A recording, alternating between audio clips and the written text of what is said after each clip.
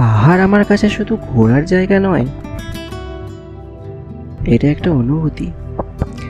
রোজকার ব্যস্ততম জীবন, চাকরির চাপ, এন্ডলেস মিটিংস আর ডেডলাইনের ভিড় ছেড়ে দুটো দিনের জন্য হলেও পাহাড়ে হারিয়ে যেতে তো বারবার যাওয়া তার কাছে।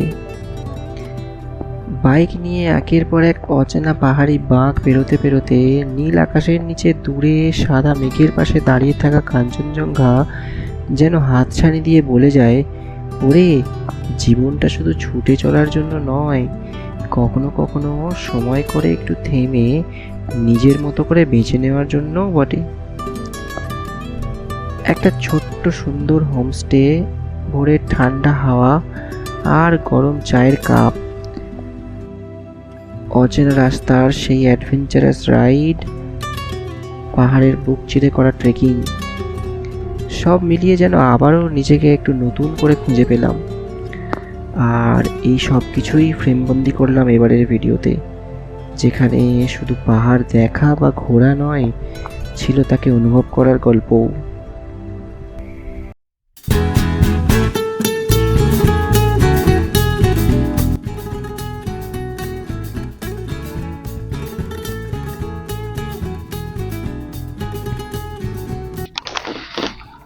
তো ওয়েলকাম ফ্রম শিলিগুড়ি। আবারও একবার আমরা পাহাড়ের পথে ঘুরে কাটার আগে এখন 8:30 আমরা বেরোচ্ছি এখান থেকে। আর সব কিছু ready, full gear up, let's go.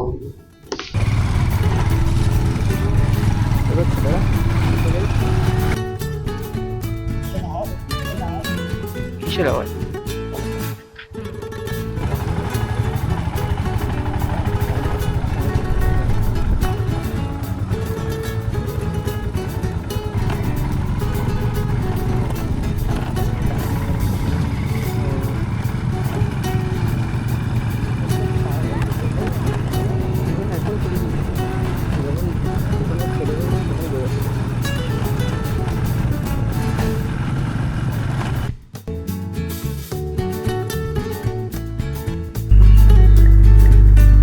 Siliguri হয়ে নকশালবাড়ি পেরিয়ে আমাদের বাইক যখন এগিয়ে চলল ধোত্রের দিকে, চারপাশের রূপটাই যেন বদলে গেল।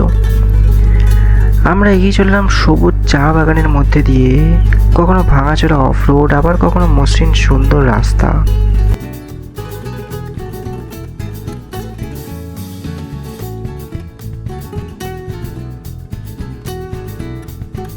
হেলমেটের কাঁচের ওপার থেকে চোখ মেললেই একপাশে নীল আকাশের অপূর্ব দৃশ্য, আর দূরে দাঁড়িয়ে থাকা পাহাড়ের হালকা হাতছানি, শান্ত পাহাড়ি গ্রাম আর চেনা অচেনা ঘর বাড়ির মাঝখান দিয়ে আমাদের বাইকের ইঞ্জিনের গর্জন। সব মিলিয়ে সুন্দর প্রাকৃতিক দৃশ্য দেখতে দেখতে রাইড করতে বেশ ভালোই লাগছিল।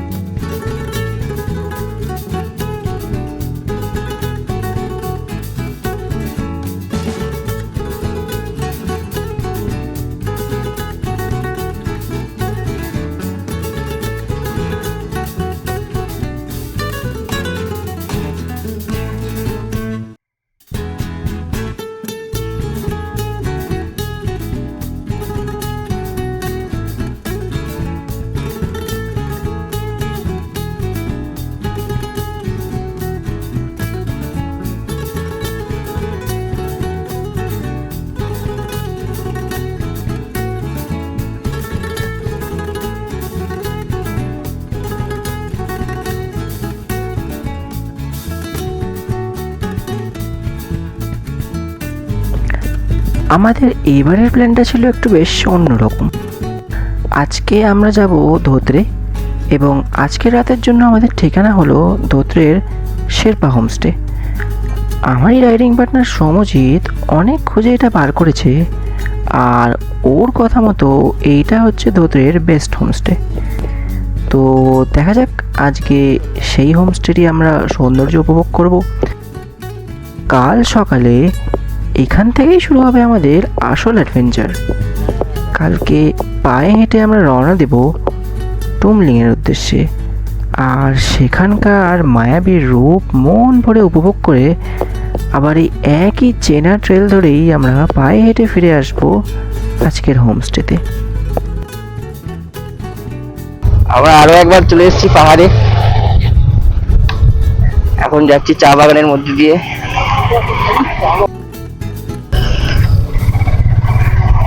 ওই সামনে হচ্ছে নেপাল।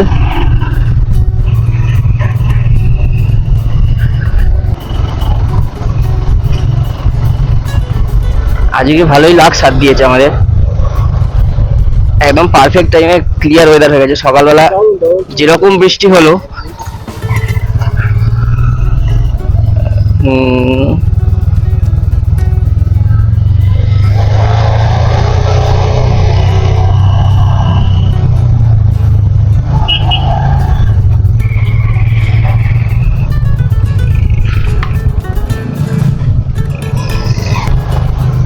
তুই এই ধারটা দিয়ে উঠছিলি, ওই জন্য আটকে যাওয়ার চান্সটা থাকে।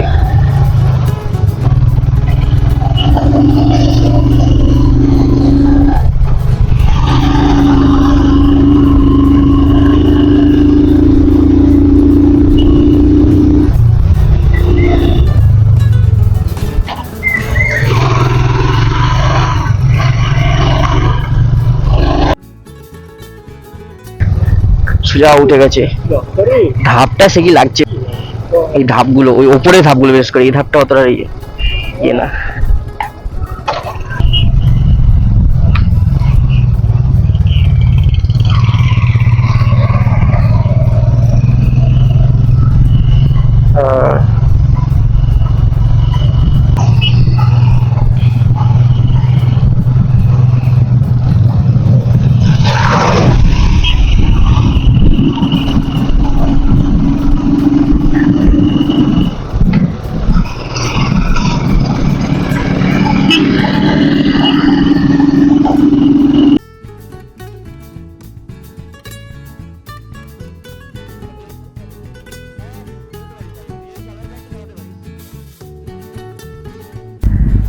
বাইক আমাদের যতই ধোত্রের দিকে এগোচ্ছিল, চারপাশের এই অপরূপ সৌন্দর্যের মধ্যেও মনের কোনো একটা কোণে একটা হালকা চিন্তার মেঘ যেন ধীরে ধীরে বাসা বাঁধছিল।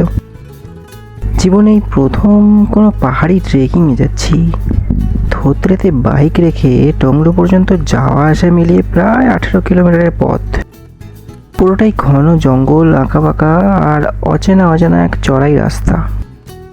আর তার সাথে রয়েছে খাড়া সিঁড়ি দেওয়া পথ, ঠিক যেমনটা আসার আগে ইউটিউবে সার্চ করে ভিডিওতে দেখেছিলাম। মনে মনে ভাবছিলাম পারবো তো। তারপর আবার এই বর্ষার সময় পাহাড়ি ওয়েদার কখন যে কীরকম রূপ নেয় বলা কঠিন। বৃষ্টির মধ্যেই চড়াই পথ কতটা কঠিন হবে সেই চিন্তাটাও মাথায় ঘুরপাক খাচ্ছিল। যাই হোক, তো ভয় পেয়ে আর লাভ নেই।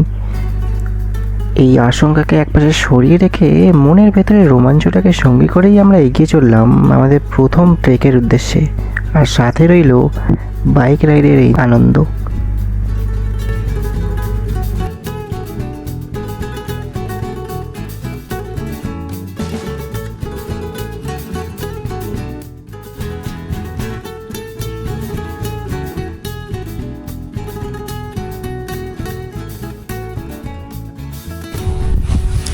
ওকে, তো আমরা আছি এখন সীমানা ভিউ পয়েন্ট। এখান থেকে আজকে যাবো আমরা ধোত্রে। আজকে আমাদের ডেস্টিনেশন ধোত্রেতেই। এখন এখানে ছবি, ফটোশ্যুট, ভিডিও, ফটোগ্রাফি সেশন হচ্ছিল। আর ওই হচ্ছে আমাদের বাইক লাইন আপ, 3টে।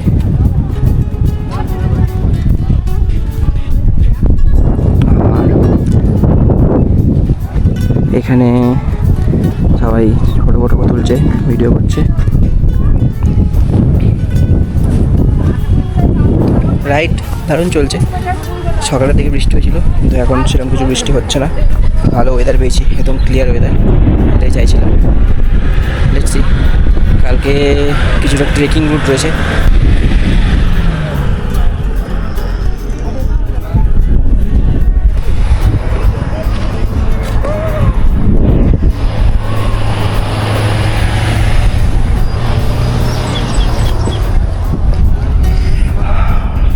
আমরা যখন এসেছিলাম ভালো ওয়েদার ছিল, ওইখানে এখন মেঘ হয়ে গেছে, আস্তে আস্তে অন্ধকার হচ্ছে আর মেঘও ছেড়ে যাচ্ছে। ভালো ক্লিয়ার ওয়েদার থাকলে ওইখানে শহরটা দারুণ দেখা যাবে। ওইখান দিয়ে আমরা এসেছি।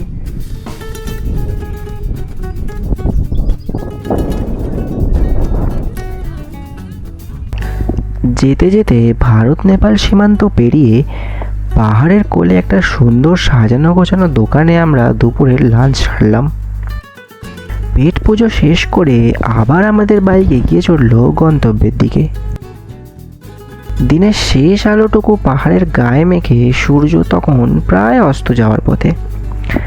আমরাও আর কোথাও সময় নষ্ট না করে তাড়াতাড়ি এগিয়ে চললাম আমাদের হোমস্টের দিকে, কারণ সামনেই পড়বে ঘন জঙ্গল।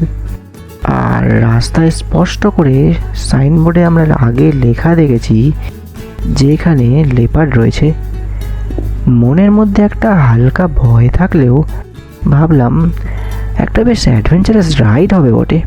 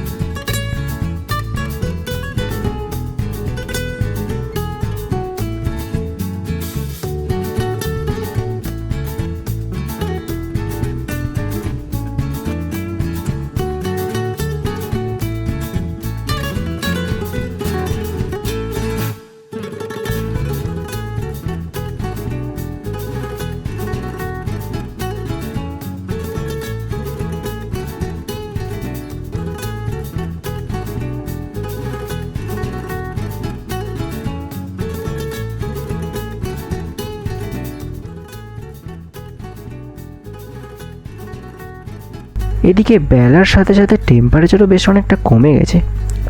সকালে যখন শিলিগুড়ি থেকে বেরোই গরমে অতিষ্ঠ হয়ে রাইডিং জ্যাকেটের ভেতরে একটা স্লিভলেস টি শার্ট পরেছিলাম, আর এখন পাহাড়ে এসে মনে হচ্ছে এমন ঠান্ডা লাগছে যে জ্যাকেটের নিচে একটা সোয়েট শার্ট থাকলে বেশ ভালোই হতো। গা কাঁপানো ঠান্ডা লাগছিল ঠিকই, তবে জ্যাকেট খোলার জন্য এই জঙ্গলের রাস্তায় এক মুহূর্ত দাঁড়ানো ঠিক হবে না। পাহাড়ে এমনিতেও তাড়াতাড়ি সন্ধে নেমে আসে। দেখতে দেখতে চারপাশটা অন্ধকারে ঢেকে যেতে লাগলো।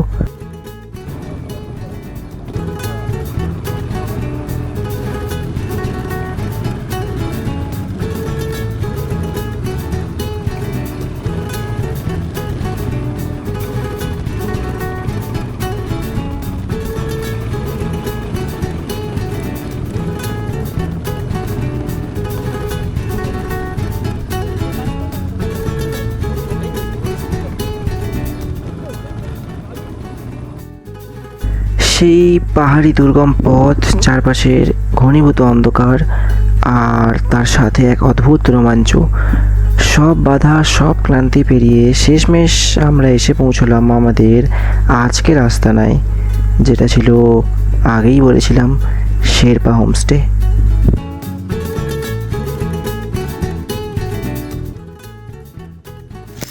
ওকে, তো ঘড়িতে বাজে 8:15, এখন রাত্রিবেলা। নাইট ওয়াক করতে বেরিয়েছি 8000 ফুট হাইটে পাহাড়ে ধোত্রে থেকে। আমরা বেরোলাম, পাহাড়ি মোমো খেলাম, এইবার আবার হোমস্টেতে ফিরে যাব, এরপর ডিনার।